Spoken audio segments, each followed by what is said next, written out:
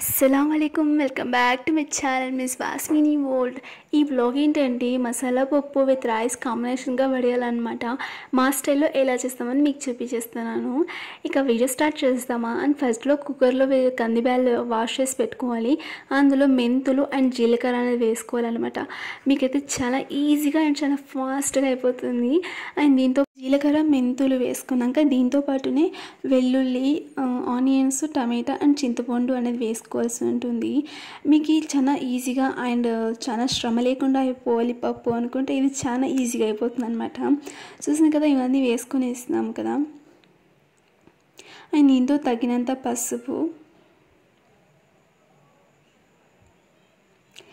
బ్యాచిలర్స్కి అయితే చాలా ఈజీగా అయిపోతుంది అనమాట. దీంతో ఇంకా కారం వేసుకున్నాం అనమాట. కారం అనేది మీకు తగినట్లు మీరు వేసుకోవచ్చు. దీంట్లో పచ్చిమిర్చి అనేది యూస్ చేస్తలేదు, కారం పొడి మాత్రమే వేస్తున్నాము. అండ్ దీంతోపాటు తగినంత సాల్ట్ కూడా వేసుకోవాలన్నమాట. సాల్ట్ కూడా టేస్ట్కి తగినట్లు వేసుకోవాలి మనము.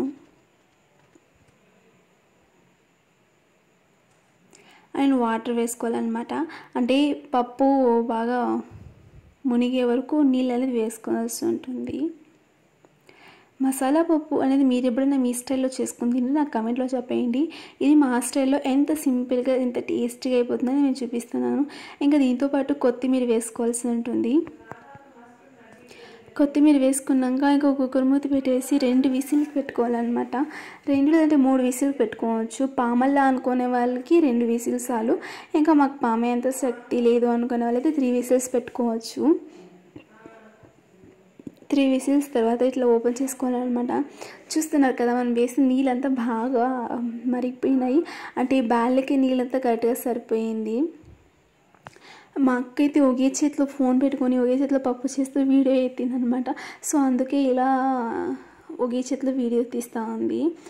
సో నా ఛానల్ ఎవరన్నా కొత్తగా చూసేవారైతే please to subscribe my channel అబ్బా. చూస్తున్నారు కదా బాగా పామేసినాక ఇలా పాముకోవాల్సి ఉంటుంది మనము పప్పు అనేది. అండ్ నేను అనుకున్నట్లు అతి త్వరలో నేనైతే 200 సబ్స్క్రైబర్స్ని పొందబోతున్నాను. చూసేస్తారా ఇంకా నీళ్ళు వేసేసినాను. నీళ్ళు వేసి ఇంకా మిక్స్ చేసుకోవాలి. వాటర్ వేసి మిక్స్ చేసుకున్నాక తాలింపు కోసం ఆయిల్ పెట్టుకుని కడాయిలో దాంట్లో జీలకర్ర అండ్ ఆవాలు అనేది వేసుకోవాల్సి ఉంటుంది అనమాట. ఇంకా ఆవాలు అండ్ జీలకర్ర అనేది బాగా చిటపట్లు ఆడాల్సి ఉంటుంది. అప్పుడు టేస్ట్ అనేది బాగా వస్తుంది. చూస్తున్నారు కదా ఆవాలు జీలకర్ర అనేది ఇంకా బాగా చిటపట్లు ఆడుతున్నాయి అనమాట. ఇంకా ఇది కలర్ చేంజ్ అయినాక అందులోనే ఆనియన్స్ అనేది వేసుకోవాల్సి ఉంటుంది. ఆనియన్స్ అనేది మస్ట్గా బ్రౌన్ కలర్గా చేంజ్ అవ్వాల్సి ఉంటుంది. అప్పుడే టేస్ట్ అనేది బాగా వస్తుంది అనమాట తాలింపు కోసము. ఇంకా దీంట్లోనే ఎండుమిర్చి వేసుకోవాలి. నేను చెప్పినాను కదా పచ్చిమిర్చి మేము యూస్ చేయలేదు అనేసి. ఎండుమిర్చి వేసుకొని దాంట్లో పాటు కరివేపాకు వేసుకోవాలన్నమాట.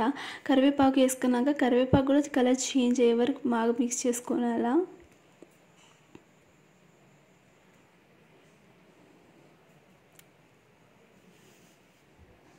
ఇంకా కరివేపాకుతో పాటు కొత్తిమీర కూడా వేసుకోవాల్సి ఉంటుంది అనమాట. ఇంకా వేసుకొని బాగా మిక్స్ చేసుకోవాలి. ఆనియన్స్ అనేవి కలర్ చేంజ్ అవ్వాలి కదా. సో అందుకే ఆనియన్స్ అనేవి కలర్ చేంజ్ అయినప్పుడే టేస్ట్ అనేది బాగుంటుంది తాలింపుకి. దీంట్లో చాలామంది మీరు ఇంగు అనేది యూస్ చేస్తారు, బట్ మేము యూస్ చేయము.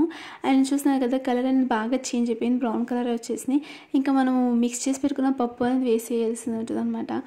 అంతే ఇంకా వేసేసి మిక్స్ చేసుకునేస్తే తాలింపు కూడా బాగా అయిపోతుంది. వేడి అన్నంతో నెయ్యి వేసుకొని దాంతోపాటు ఊరగాయ పెట్టుకొని దాని సైడిస్ట్గా అప్పలము లేదంటే వడియాలు వేసుకొని తింటే ఆహా రియలీ వేరే లెవెల్ టేస్ట్ ఉంటుంది అనమాట. సో మీరు ఎంతమందికి ఈ కాంబినేషన్ అంటే ఇష్టమో నాకు కమెంట్లో చెప్పేయండి. అండ్ ఫైనలీ నేను కూడా లంచ్ అనేది ఫినిష్ చేసేసినాను. Thanks for watching and please to subscribe my channel.